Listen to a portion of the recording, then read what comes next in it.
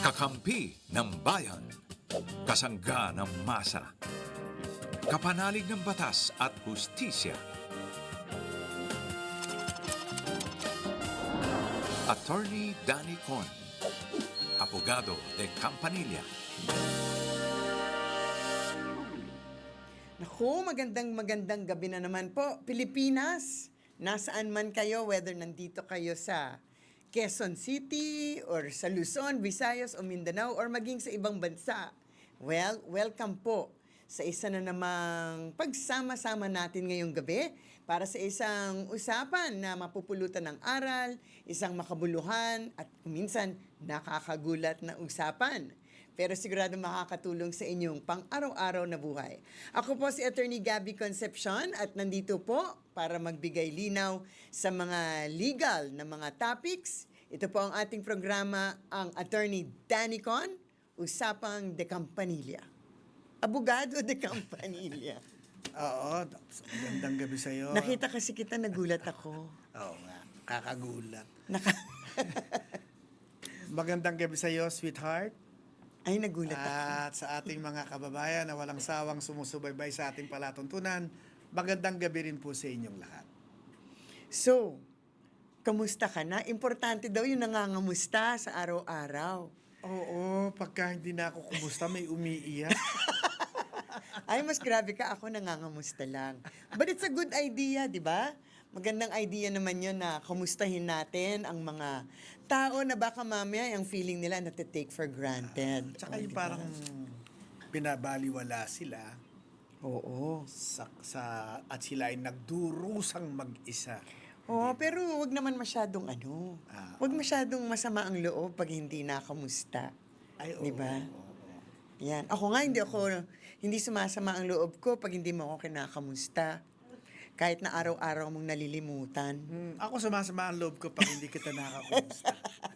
So, masama ang loob mo araw-araw. Kaya lang hindi ko naman magawang sumama ang loob ko dahil malilimutin na ako.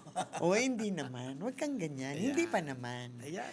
Pero bago natin makalimutan, dito po sa ating programa, tuloy-tuloy ang ating misyon ngayong taon na to na maghatid ng malinaw na payong legal, ipaliwanag ang batas sa simpleng paraan at itugnay ito sa tunay na buhay ng bawat Pilipino. Alam nyo na, whether ito ay issue tungkol sa pamilya, sa love life, sa trabaho, sa negosyo, ay napaka-importante kasi importante na meron po tayong alam tungkol sa batas. Di ba, honey? Ay, tama Uy. yan. Dahil walang tanong na maliit o malaki kapag tungkol sa inyong karapatan at usaping legal ang pinag-uusapan. So makisali po kayo sa ating usapan. Bukas ang ating himpilan para sa mga katanungang legal at usaping batas. Tumawag lamang sa mga numero na makikita ninyo sa inyong mga screen. Kailangan pa bang i-memorize yan? Ay, i-memorize yan. Kasi pag walang salamin, baka hindi mabasa ang Tama. numero. Pagka po globe ang telepono nyo, pwede kayong mag-text o tumawag sa 0954-310-0331. At kung smart naman, ay 0961-770-8807. Kung hindi po namin nasagot ang itinext ninyong katanungan sa araw na ipinadala nyo ito, wag pong sumama ang loob ninyo kasi po ipipila namin yan. At darating ang episode na masasagot din namin. Oh, puro samaan naman ang loob ang pinag-uusapan natin today. Uso ngayon yun. So anyway, wag po kayong Kapag ka bibitaw. hindi masama ang loob mo, hindi ka uso. Ganon? Bigat naman nun. Wala ka sa uso. Dapat masama ang loob mo. Naku, dapat medyo nag-iiyakan. Dapat may iyakan pa bang kasama? Oo nga. Wag na. So wag po kayong bibitaw dahil sa ngayong gabi, ang batas po ay para sa inyo. Subukan nating talakayin dan dito sa Attorney Danny Con, Abogado de Campanilla. So umpisa na natin. Sige. Di ba? Sino Meron yung- tayong text in question galing kay Camille from Pasig City. Baka kapitbahay pa natin to. Oo nga.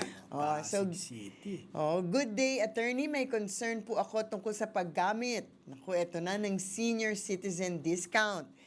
My mom bought food from a well-known store. She used it for an order, but after we ate the salad, she decided to take out again. For the second transaction, the discount was no longer applied. So I went to the counter to order, but when I got to the cashier, they said that the discount had already been used and could no longer be applied. Is that even allowed?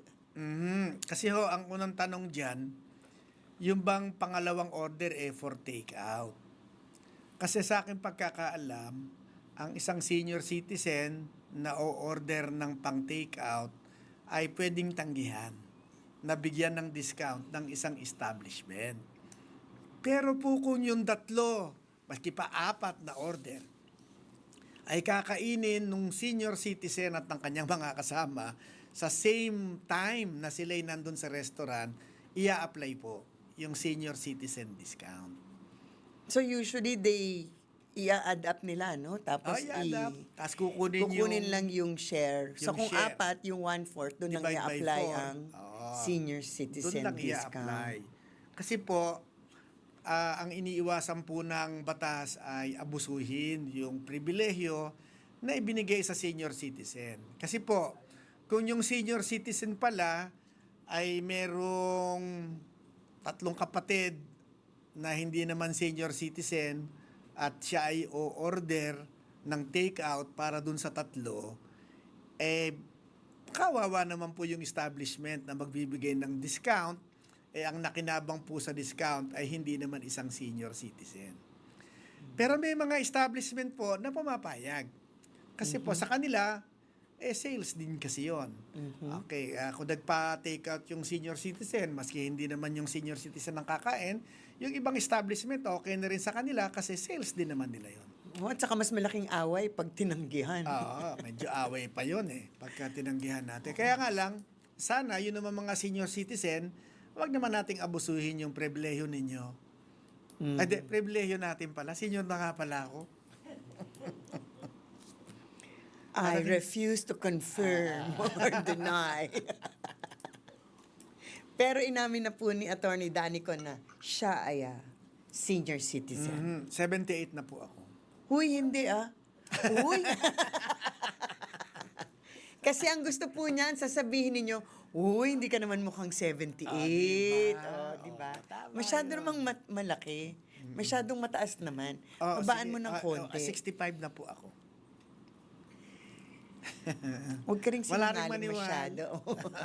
So anyway, maraming salamat. Ngayon naman meron tayong text in question galing kay Kyle from Manila. Magandang araw po, attorney. May concern po ako para sa kaibigan ko na nakipaghiwalay sa kanyang girlfriend ilang months after a third-party issue. Before the breakup, binigyan niya ng cellphone ang girlfriend niya under a postpaid plan na nakapangalan pa rin sa kanya. Ngayon po ay ayaw nang ibalik ng ex-girlfriend ang phone kahit siya pa rin ang nagbabayad ng monthly bills para iwas bad records sa telco. Nais po sana naming malaman kung anong legal remedies ang pwede niyong gawin para mabawi ang phone, lalo na't nasa abroad siya at hindi makuha ito personally. Ang sa akin po, para hindi na lang magkaroon pa ng gulo, ipa-disconnect na lang niyo yung phone na yun.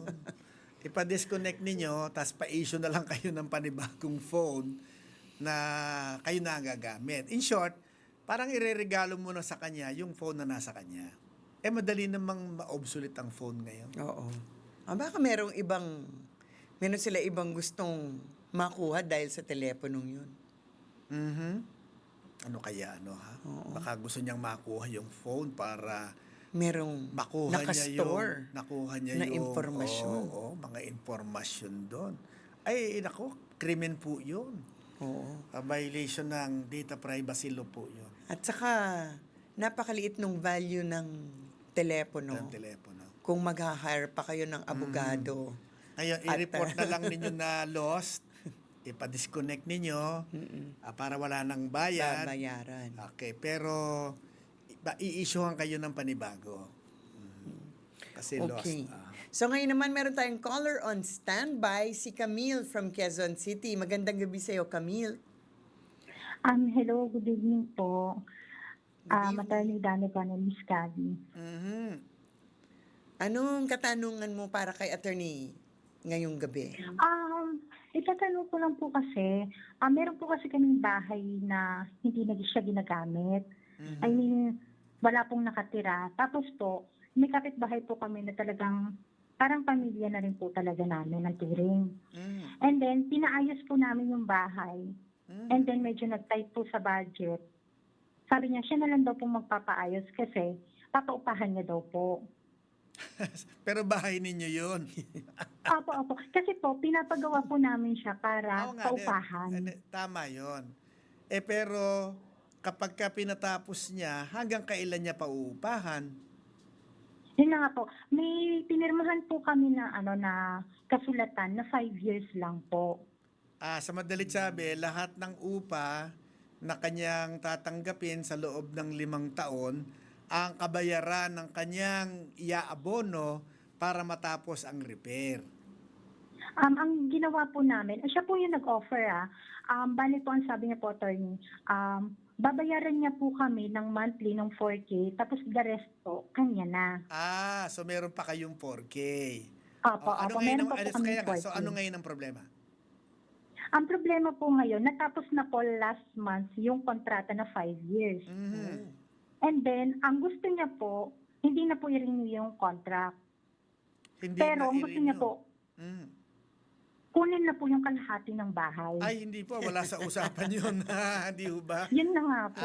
Wala ho. Sabihin niya, wala ho sa usapan yun. At Ngayon yun po kasi namang, at sabihin mo, hindi naman pwedeng naging sa iyo yung bahay, parang iginisa mo na kami sa sarili naming mantika. Opo. Kinolektahan mo na ng renta, nabayaran na yung inabono mo, ngayon nawalan pa kami ng kalahati ng bahay. Hindi Opo, pwedeng opo. ganon. Sabi mo sa kanya, pagka ganyan ka mo, sa korte na tayo magkikita. Yun nga po, attorney, tinatakot po kami na sabi niya, na-consulta niya na daw po sa lawyer niya, and then ang sabi niya po, kahit daw umabot kami sa sa korte, ipaglalaban niya daw po. Basta maliwanag na walang ganung usapan at walang ganung nakasulat. Opo, ang nakasulat po kasi talaga doon, lahat po ng gagastusin niya, hindi po ibabawas dun sa upa. Kasi kikita naman po siya. Sandali, lahat ng gagastusin niya ay Sa pagpapagawa po ng bahay. saan hindi po ibabawas? ililes sa upa. Hindi, anong ibig sabihin nun? Masisingil pa niya kayo dun sa ginastos niya? Hindi po. Bali po, ang kontrata po namin, may upa po siya na 4K monthly. Meron Tapos, siyang upa. Na 4,000. Sa amin po, naibibigay, opo. Kaya nga siya pa ang uupa sa inyo ng 4,000. Pero pauupahan niya sa iba. So lahat ng Apo. sobra sa 4,000, yun ang magiging kabayaran nung kanyang mga Yes po. inabono for 5 years. Yes po. Ayan, Yes kung po. ganun lang ang nakalagay sa kasulatan, hindi pwede niyang makuha yung kalahati. Kasi unfair naman sa inyo yun. Opo. Di ba? Natatakot na po kami, kaya Hindi. nagtatanong din po Kukuha ka kami. lang ng abogado. Pero Opo. na-curious lang ako, nakatira ba siya dun sa bahay? Katabing bahay po. Kapitbahay. Pero hindi siya ang nakatira dun sa bahay na yon. Kasi Yung Pinapaupahan isang part talaga po. sa iba.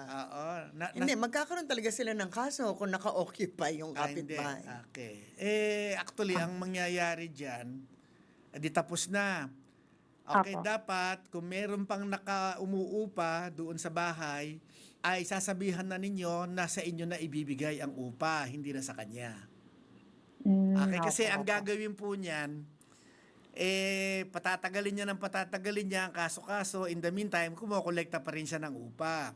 So, ang gagawin Opo. ninyo doon, ay susulat na kayo through a lawyer, kung pumunta na kayo sa isang abogado, para sabihan yung tenant na wala ng karapatan yung kausap niya na nagpaupa sa kanya at ito ay kayo na ang ang kapalit na nagpapaupa para lahat ng bayad niya ay sa inyo na ibabayad. Opo. Okay. Okay po. Okay. Opo. Thank you so much Sige, po. maraming salamat, Camille. Nasarap ang Thank masyado you sa po. kite, ha? Ayaw nang Thank ibalik. you po, Maraming thank ganyan. you. Oo nga, 'di ba isang buong bahay kahit na maliit pero kung kumbaga maliit na apartment 4,000 lang monthly. Napakamura. Tingnan natin kung ano yung sasabihin niya at bakit siya naging entitled sa kalahati ng Oo bagay. nga. Grabe.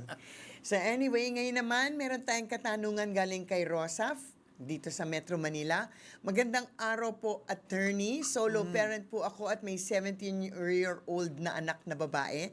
At kamakailan ko lang po nalaman na may boyfriend siya at may intimate relationship na umano na namagitan sa kanila.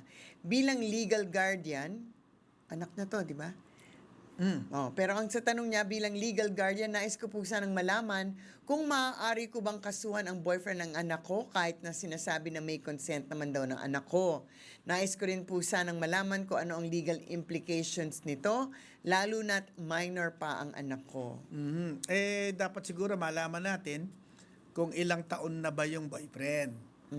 Kasi kung yung boyfriend ay 50 anyos na, ay talagang may kaso po yun.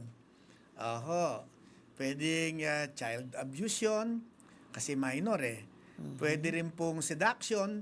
Alam nyo, kapag yung bata ay minor de edad, maski po pumayag yan, ay ipinalalagay ng batas na hindi sapat yung kanyang pagpayag dahil nga kulang pa ang kanyang pag-iisip para magbigay ng buong-buong pahintulot doon sa magaganap sa pagitan nila. Kaya po yan ay seduction. Okay, depende po kung anong edad nung lalaki na nagkaroon ng naging boyfriend ng anak ninyo.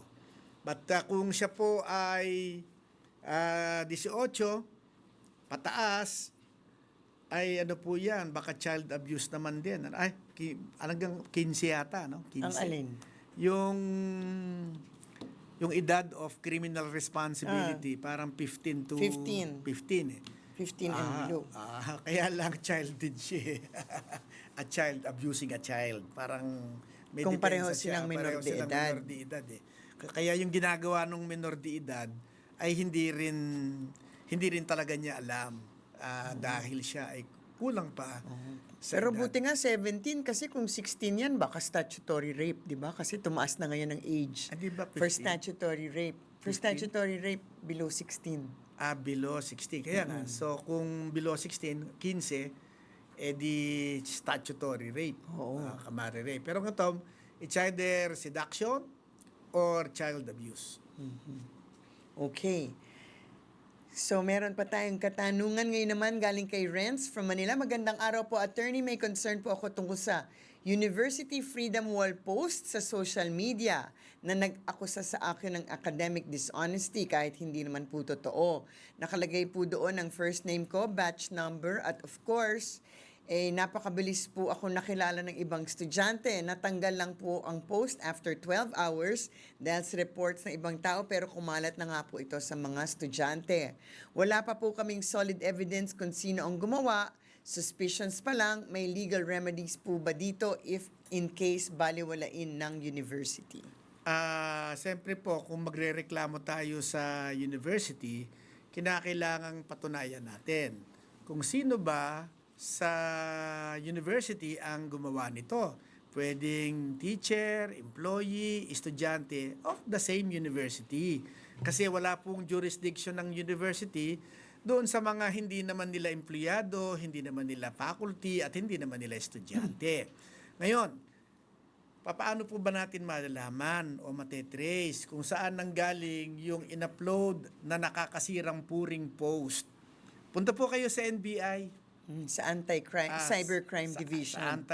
Sa Cybercrime Division at magpatulong kayo para po malaman kung saan nanggaling. Pero ang ma-identify lang po nila halimbawa kung anong platform ang ginamit. Email ba? Kung saan terminal nanggaling. Pero hindi pa rin po siguro nila mapipinpoint kung sino nga yung tao Specific individual. na gumamit ng plataforma para i-upload yung nakakasirang puring post na yan. Yan talaga yung delikado ngayon, yung mga freedom wall na ganyan sa bawat universidad yata meron At yung mga estudyante, di ba anonymous kasi meron lang silang mga kanya-kanyang pangalan, di ba? Hindi naman totoong pangalan ginagamit. Ay naku, kung ano-anong pinopost nila doon. Kung minsan hindi man nila nine-name ng specifically, sa dami naman, hindi na siya blind item kasi na ma-identify din naman sa dami ng mga clue. Ang problema nga, na-identify natin yung sinisiraan, pero hindi naman natin ma-identify yung naninira. Ngayon, kung meron silang hinala, kadalasan gumagawa na rin lang sila ng post na kontrasira naman. Pero hindi ho maganda pagka gano'n, ano? Ang sabi nga nila, at an eye for an eye, at tooth for a tooth. Di ba? And the world goes blind. Di ba? Hindi po mai-correct ng isang pagkakamali ang isang pagkakamali. Yan. Such wise words of wisdom. Hindi akin yun. Pero buti naalala mo para ma-impart natin today. No. Oh, isa pang question. Ba, dami nating question today Good day po, attorney. Nais ko lang po sana humingi ng advice tungkol sa ex-partner ko na ayaw isauli ang mga personal belongings ko kahit matagal na kaming hiwalay. Nasa kanya pa rin po ang ilang gadgets at documents ko, pero hindi na siya sumasagot ng maayos at kung ano-ano pa ang dahilan. May legal action po ba akong pwedeng gawin para mabawi ang mga gamit ko? Opo, meron po tayong legal action. Ang tawag po natin ay Rep Levin. Opo. Pero pupunta kayo sa isang abogado at para po maisampa ang kaso, kinakailangang malaman natin kung saan siya nakatira. At kung madiskubre nyo na kayo pala'y nakatira ng malapit lamang sa isa't isa, pwede po ninyong ireklamo na muna sa barangay. Ipabarangay nyo muna. Pero kung malayo pala siya, ay talagang kukuha na kayo ng abogado o kaya ay kukuha kayo ng isang private investigator na gagawa ng paghahanap dun sa ex-partner ninyo. At pagka nalaman na natin kung saan siya nagtatrabaho o kung saan siya nakatira, ay gagawa po ng hakbang ang abogado para isampa ang nararapat na kaso. For recovery of possession of personal property. Personal property. Ganon. At siguro baka pwede niyang kasuhan ng theft. Qualified theft. Qualified theft. Opo. Kasi ayaw niya nang balik Baka kang qualified theft para kriminal. Sa pulis. Sa pulis na kayo pupunta. Ay, stretch daw. Ay, Isa pa. Yan, si Brian. Nasagot na ba natin si Brian? parang hindi pa. Ayan. Oh, stretch daw. O, di isa pang katanungan. Galing naman kay Brian from Laguna. Hello po, attorney. Since binuking mo na kasi. May concern lang po ako tungkol sa online selling transaction. May buyer po na nag-confirm at nagbayad ng reservation fee para sa item ko. Pero bigla pong umatras at ngayon ay pinababalik ang reservation fee kahit malinaw naman po na non-refundable ito. Maaari po ba niya akong kasuhan kapag hindi ko ibinalik ang reservation fee? Nako. Ang sa aking pagkakaalam, basta online transaction ay laging refundable, di ba? May ganun ba? Parang yun ang nature ng online transaction na pwede mong ma-cancel yan at pwede kang i-refund. Ang alam kong exception diyan na pwede nilang ilagay na non-refundable kapag na-deliver na sa iyo ang item. Tinan nga ninyo sa Ang alam ko nga, research natin. ang alam ko nga, it's the same rules that apply to brick and mortar. Ayan. Brick and mortar establishments, Ayan. same rules para sa online. Ayan. Sabi, parang it depends on the reason for the return. Di ba? Hindi. Return kasi yun. Pero yung refund, Yung refund. sinabing non-refundable. Non-refundable. Okay. Kasi nga, di ba, pagka ikaw, nagbubook halimbawa ng isang hotel room, di ba, may yung iba Oo. non-refundable Kasi malinaw kasi na nakalagay kung refundable or Okay. non-refundable. So, madalas sabi, strictly, the agreement of the parties will govern. So, if he consented, kung siya nag-consent, na sige, non-refundable ito, basta kinlik ko ito, at hindi niya na ma-refund. Ganon. Ang sa alam ko, lahat ng rules applicable sa actual store ay applicable sa online. So, hindi rin sila pwedeng, kunyari yung mga rules na you cannot return if the item is defective o yon, hindi pwede yun kasi Defective. defective. Ayun, okay. Mas magaling po yung misis ko kasi siya yung laging bumibili online. Uy, natuto ka na rin, ha? Medyo. Ngayon nga, meron akong away ngayon kasi nakalagay pa, parang no questions asked. Parang you can return the item, no questions asked. Guaranteed by kung sino man yung online shop na yan. Pero nung binabalik ko nga, kasi defective yung item, aba, ayaw daw nila i-refund. Ganon. Hindi ba pero Sabi ko, ang refund doon, ang nag-aayos yung yung Oo site. nga. Yung site lang naman ang nag-refund. kaya nga, pero meron pa ring hassle na ganon kahit na, well, hindi ko alam kung hanggang saan nila. Sabi ko, i-complain ko na kayo sa DTI, ha? I-complain na yan. Ay, i-complain na yan. I-complain na yan. Sige, Correct. closing. Oo. Baka tayo i-complain nila kasi ayaw natin mag-close. Oo nga. Well, sana po kahit papaano nakatulong tayo sa kanila, sa ating mga naging talakayan ngayong gabi. Di ba? I hope na naliwanagan kayo sa mga karapatan ninyo at sa mga tamang hakbang na maring gawin sa ilalim ng batas. Dito sa ating programa, layunin nating gawing mas simple, mas malinaw, at mas madaling maintindihan ang batas para sa bawat Pilipino. Sa lahat po na nag-text, nag-comment at nag-message sa aming Facebook page, maraming salamat po. Abangan nyo na lang po sa mga susunod na episode. At baka yung tanong ninyo ay doon natin masasagot in the future. Maraming salamat po sa lahat ng nanood sa YouTube Live, sa mga nag-text, at syempre sa ating mga callers na nagbahagi ng kanilang kwento sa buhay. So maraming salamat po. Hanggang sa muli, ako po si Attorney Gabby Concepcion, the attorney not the artista. Attorney Danicon po, ang abogado de Campanilla ng Bayan. Hanggang sa susunod nating episode. Ay, babatiin ko lang Sino? ang nanay ko. Uy, Si hi Nanay nanay. Nati. Oo, hindi ko na binabati ang aking favorite mother-in-law, Lagot yung nanay ka. niya, kasi hindi na po nanonood. Oo, pero si nanay nanonood pa. Nanonood pa. Hi, Nay! O hanggang next week. Next episode. Next episode. See you.